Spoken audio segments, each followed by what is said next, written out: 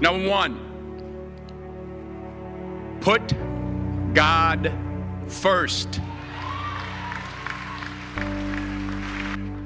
Put God first in everything you do.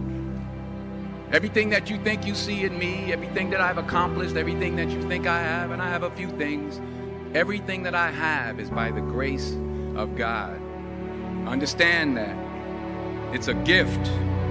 40 years ago, March 27th, 1975, it was 40 years ago, just this past March, I was flunking out of college. I had a 1.7 grade point average.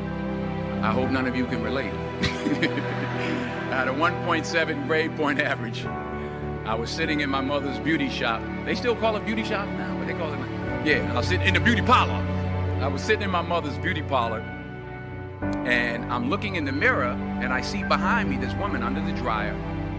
And every time I looked up, she was looking at me. She was looking me in the eye. And I didn't know who she was, and I said, she said, somebody get me a pen. Give me a pencil. I have a prophecy. March 27, 1975. She said, boy, you are going to travel the world and speak to millions of people. Now, mind you, I flunked out of college. I'm thinking about joining the army. I didn't know what I was going to do, and she's telling me I'm going to travel the world and speak to millions of people. Well, I have traveled the world, and I have spoke to millions of people. But that's not the most important thing, the success that I had. The most important thing is that what she taught me and what she told me that day has stayed with me since. I've been protected. I've been directed. I've been corrected. I've kept God in my life, and it's kept me humble. I didn't always stick with him, but he always stuck with me. So stick with him in everything you do.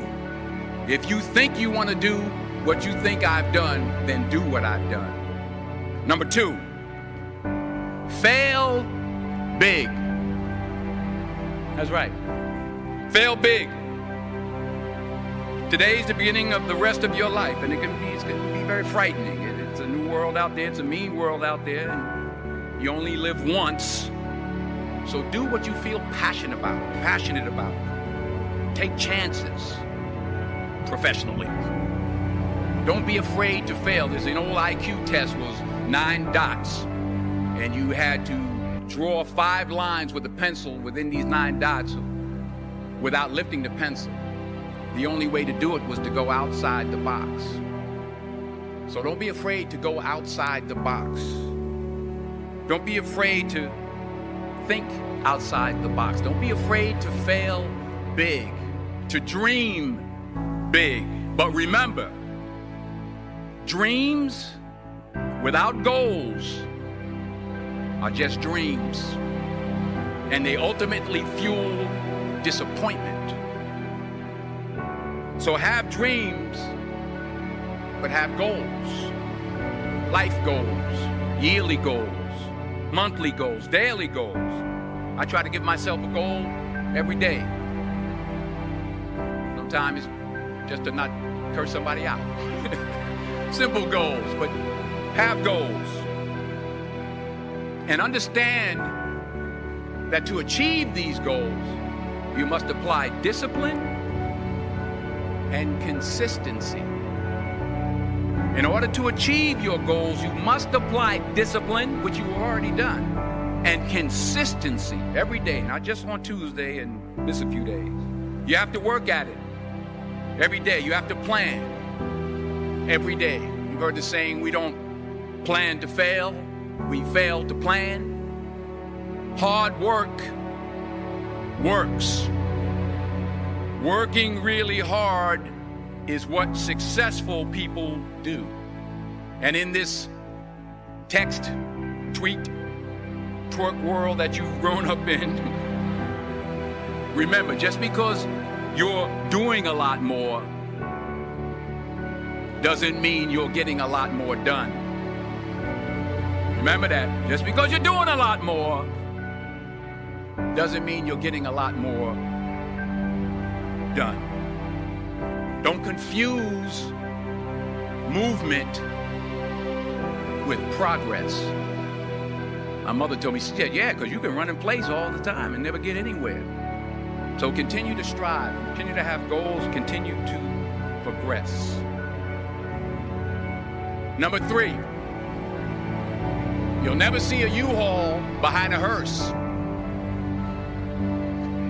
I'll say it again. You'll never see a U-Haul behind a hearse. I don't care how much money you make, you can't take it with you. And it's not how much you have. It's what you do with what you have.